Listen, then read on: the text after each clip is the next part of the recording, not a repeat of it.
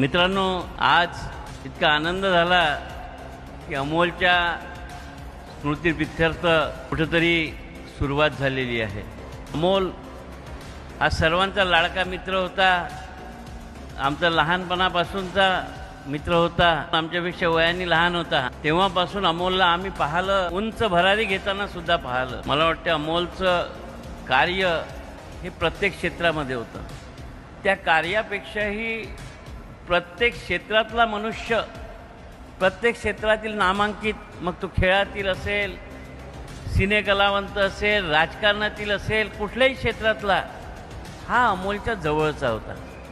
इतका चांगला स्वभाव, इतका म्हणजे कोणासाठी त्याला माहीत झालं की माझी मदत याला झाल्याने याचं काम होईल, तर तत्परतेने काम करणारं हे व्यक्तिमत्व होतं।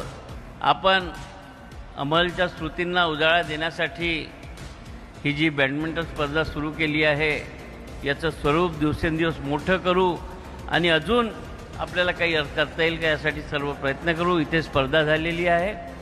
मी स्पर्धेमध्ये विजयी झालेल्या चमूला शुभेच्छा देतो।